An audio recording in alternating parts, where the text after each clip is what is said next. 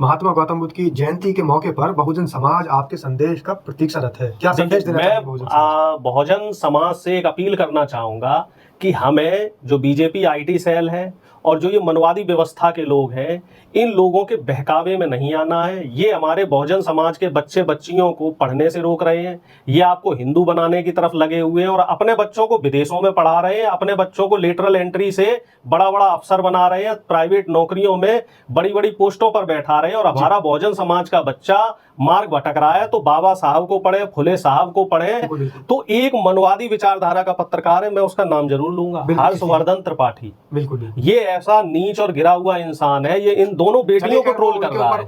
नहीं, देखिए ये सरासर गलत है। बहन बेटियां सबके घर में हैं, क्या वो अपनी बेटी के लिए इस तरह के शब्दों का इस्तेमाल कर सकता है? ये सिर्फ देश की बेटी का अपमान नहीं है, सेना का अपमान है। अब अपमान ये क्यों कर रहा है? क्योंकि दोनों बेटियां बहुजन समाज से हैं, दोनों बेटियां संविधान को पढ़कर, फुले साहब को पढ़कर, अंबेडकर साहब को पढ़कर इस मुकाम तक पहुंची है। जय हिंद, सत श्री अकाल, आदाब। मेरा नाम है शादाब।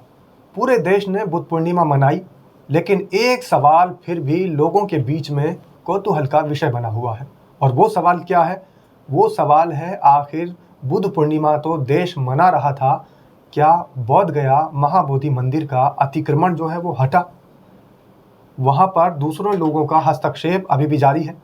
तो ऐसे विषयों पर तमाम चर्चा करने के लिए हमारे साथ स्टूडियो में मौजूद हैं प्रोफेसर अरुणेश यादव। बहुत बहुत स्वागत है सर जी, आपका। बहुत बहुत धन्यवाद। जिस तरीके से देश ने बुद्ध पूर्णिमा मनाई, चाहे वो किसी भी संप्रदाय का आदमी हो, किसी भी संप्रदाय जाति विशेष का व्यक्ति हो, लेकिन बौद्ध को हर कोई मानता है। एक युवक जो सिद्धार्थ इस देश को एक संदेश लेकर चला था देश के लिए, और पूरे विश्व में वो ख्याति प्राप्त कर गया। आज उसी के दीक्षा स्थली यानी उसी की महाबोधि मंदिर के लिए लोग आंदोलनरत है, लोग प्रदर्शन कर रहे हैं कि वहाँ से अतिक्रमण हटाया जाए, लोगों का दूसरे समाज का जो हस्तक्षेप है वो भी ख़त्म किया जाए। लेकिन हस्तक्षेप खत्म नहीं हो रहा है। देखिए, बड़ा ही चिंता का विषय है। सबसे पहले तो सभी दर्शकों को भगवान बुद्ध का जो जन्मदिन माना जाता है, बौद्ध पूर्णिमा, उसकी बुद्ध जयंती की हार्दिक शुभकामनाएं। बिल्कुल।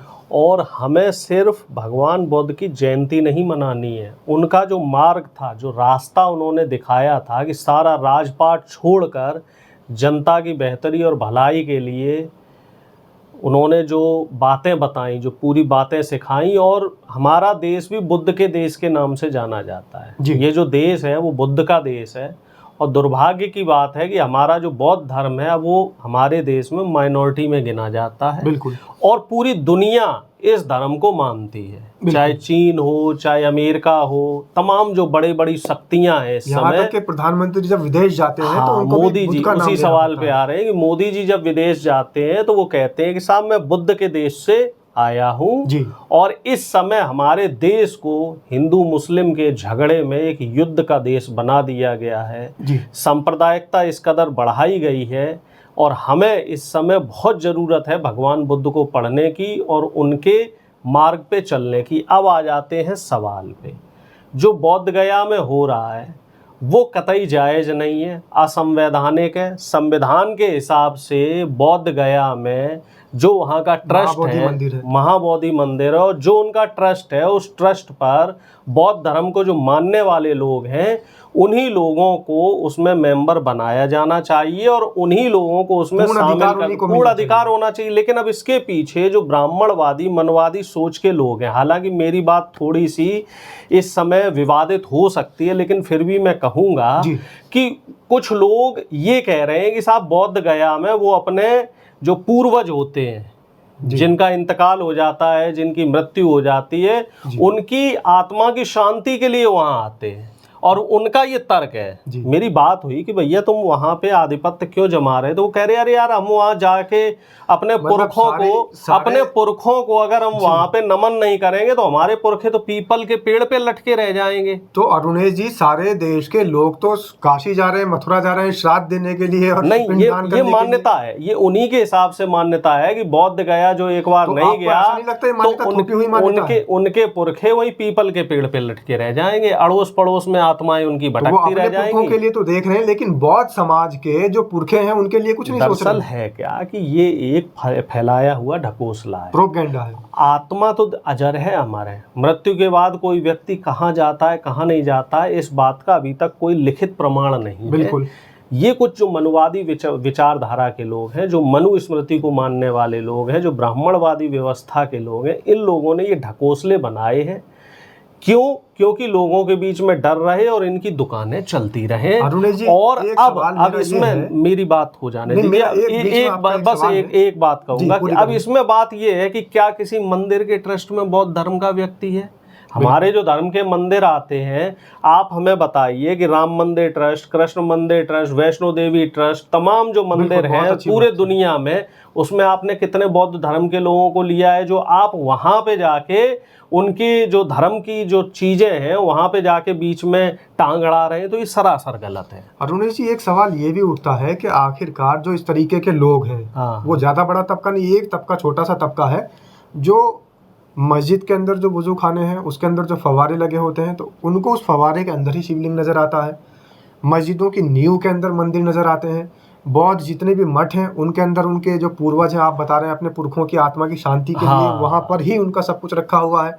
गुंबदों के नीचे ही जन्म स्थान नज़र आते हैं। तो इस तरीके के जो लोग हैं, आपको नहीं लगता कि साजिश के तहत ये सारी बातें, ये सब प्रोपेगेंडा चलाते हैं? साजिश ये है कि देश में अब संविधान चल गया है, युवा पढ़ लिख रहा है, इनसे सवाल कर रहा है, तो ये लोग आपको भूतकाल में लेके जा रहे हैं जी। आप नौकरी नहीं दे पा रहे, नौकरी कौन ले रहा है? यही लोग ले रहे हैं। आप सीधे दरवाजे से ना लेके लेटरल एंट्री से ले रहे हैं, प्राइवेट सेक्टर से ले रहे हैं, और हमारे युवाओं को 2000 और 5000 साल पुरानी व्यवस्था में ले जाके फंसा रहे हैं, जिससे कि हमारा जो यूथ है वो इन्हीं धार्मिक जिहादों में और धार्मिक जो डिस्प्यूट्स हैं इनमें फंसा रह जाए और ये लोग चालाकी से अपना काम कर जाएं। हमारे एक मित्र हैं, वो उसी समाज से आते हैं, मैं उनका नाम लेना उचित नहीं समझता क्योंकि वो हमारे अच्छे मित्र हैं। वो कह रहे हैं कि भैया यादव जी, आप लोग तो सरकारी नौकरी के लिए लड़ते रहो, आप लोग संविधान के लिए लड़ते रहो, हम तो अपने बच्चों को प्राइवेट सेक्टर में डाल रहे हैं, वहाँ तो हमारा 100% कब्जा है, यानी कि उनका वहाँ 100% रिजर्वेशन। और ये तो बिल्कुल सबके सामने है, समाज देख रहा है कि आखिर जितने भी हमारे नेता हैं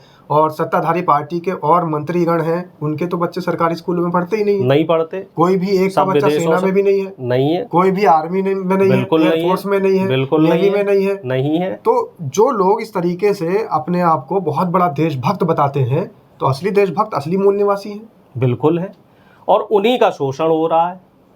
अब देखिए विदेश सचिव के लिए किस तरीके से ट्रोलिंग हो रही है, या फिर देश की जो बेटियां हैं जो देश का नाम रोशन कर रही हैं, वो भी बहुजन समाज से आती हैं। बहुजन समाज से उनके लिए ट्रोलिंग हो रही है। तो ये सब इसलिए हो रहा है कि संविधान को कमजोर किया जाए, और करने वाले लोग कौन है? मनवादी व्यवस्था के लोग। अरुण जी, जिस तरीके से आपने जिक्र किया विक्रम मिश्री को लेकर, विक्रम मिश्री को जितनी गालियां पड़ रही हैं, उनकी बेटी को, उनकी माँ को, उनकी पत्नी को अभद्र बातें बोली जा रही है, तो देश आखिर किस ओर जा रहा है? वो तो विदेश सचिव है, उनकी क्या गलती है? ये मनवादी व्यवस्था के लोग हैं। ये पहले औरतों को पढ़ने नहीं देते थे, खुले दंपत्ति का संघर्ष रहा, फातिमा शेख का संघर्ष रहा, तो ये लोग पढ़े। ये तो अपने घर की औरतों को भी बराबर का नहीं मानते, उन्हें भी पैर की जूती मानते हैं।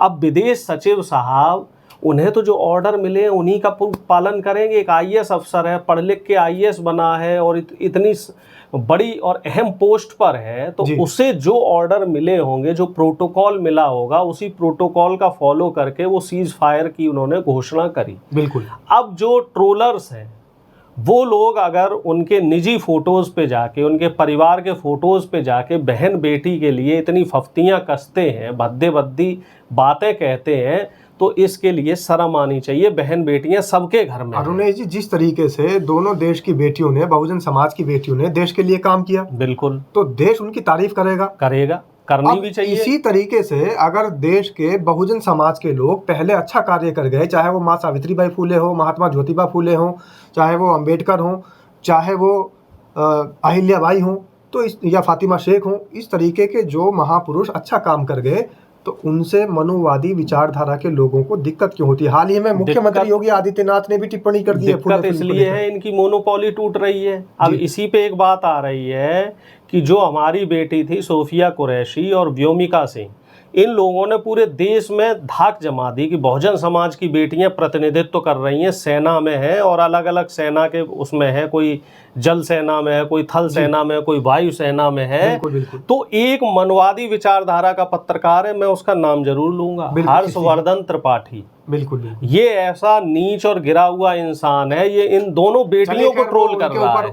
नहीं, देखिए ये सरासर गलत है। बहन बेटियां सबके घर में है, क्या वो अपनी बेटी के लिए इस तरह के शब्दों का इस्तेमाल कर सकता है? ये सिर्फ देश की बेटी का अपमान नहीं है, सेना का अपमान है। अब अपमान ये क्यों कर रहा है? क्योंकि दोनों बेटियां बहुजन समाज से हैं, दोनों बेटियां संविधान को पढ़कर, फुले साहब को पढ़कर, अंबेडकर साहब को पढ़कर इस मुकाम तक पहुंची हैं। और ये वही लोग हैं जो IAS अफसर विक्रम मिश्री को भी ट्रोल कर रहे हैं। तो ऐसे लोगों को ये लोग देश के नागरिक नहीं हो सकते, ऐसे लोगों को कड़ी से कड़ी सजा मिलनी चाहिए। आपने त्रिपाठी जी का नाम लिया, मैं तो ये मानता हूँ जैसे उत्तर प्रदेश के मुख्यमंत्री योगी आदित्यनाथ ने फूले को लेकर टिप्पणी कर दी, फूले मूवी को लेकर, बाबा तो फिल्मों का संरक्षण करना चाहिए था इनको। तो बाबा तो पढ़ा लिखा है ही नहीं, बाबा तो क्या बोले, बाबा को तो पता ही नहीं है क्या बोलना है क्या नहीं बोलना है। बताइए, कश्मीर फाइल और केरल स्टोरी जैसी फिल्मों का प्रचार कर रहा है, और जो फिल्में समाज में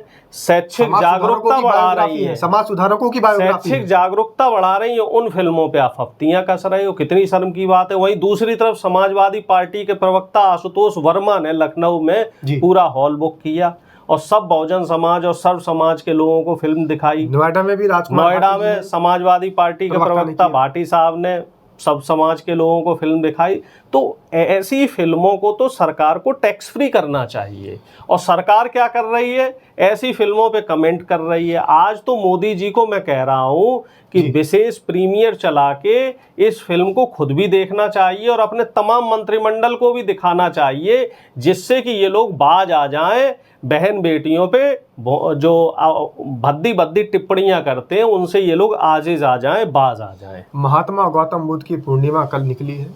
महात्मा गौतम बुद्ध की जयंती के मौके पर बहुजन समाज आपके संदेश का प्रतीक्षारत है। क्या संदेश देना चाहेंगे बहुजन समाज? बहुजन समाज से एक अपील करना चाहूँगा कि हमें जो बीजेपी IT सेल है और जो ये मनवादी व्यवस्था के लोग हैं, इन लोगों के बहकावे में नहीं आना है। ये हमारे बहुजन समाज के बच्चे बच्चियों को पढ़ने से रोक रहे हैं, ये आपको हिंदू बनाने की तरफ लगे हुए हैं और अपने बच्चों को विदेशों में पढ़ा रहे हैं, अपने बच्चों को लेटरल एंट्री से बड़ा बड़ा अफसर बना रहे हैं, प्राइवेट नौकरियों में बड़ी बड़ी पोस्टों पर बैठा रहे हैं, और हमारा बहुजन समाज का बच्चा मार्ग भटक रहा है। तो बाबा साहब को पढ़ें, फुले साहब को पढ़ें और अपनी पढ़ाई ज़रूर पूरी करें और मुख्य धारा में आना है हम, क्योंकि एक बच्चा अगर पढ़ता है तो उसकी कहते हैं आगे वाली 3 पीढ़ियां सुधर जाती हैं। तो संविधान के महत्व को समझें और हमारे जो बहुजन नायक हैं उनके संघर्ष को ऐसे व्यर्थ न जाने दें, भगवान बुद्ध के संघर्ष को व्यर्थ न जाने दें। बिल्कुल, डॉक्टर अरुणेश यादव ने वही बात बताई है जो कि बहुजन नायकों ने बताई थी। शिक्षित बनो, संघर्ष करो, संगठित रहो, उसी संदेश को आगे बढ़ा रहे हैं। और बहुजन समाज से मेरी अपील है कि प्रोफेसर अरुणेश यादव की बातों से आप कितना सहमत हैं। यदि सहमत हैं तो लिख दीजिए जय भीम, और अगर आपको आपत्ति है तो फिर वीडियो को रोक दीजिए, मत चलाइए। लेकिन बहुजन समाज से एक अपील और करता हूं कि जिस तरीके से बहुजन समाज की 2 बेटियों का अपमान करने वाले मनुवादी विचारधारा के लोग हैं, उनको जवाब देने के लिए वीडियो को तो शेयर करना ही पड़ेगा। जय भीम, जय संविधान। धन्यवाद सर। जय भीम।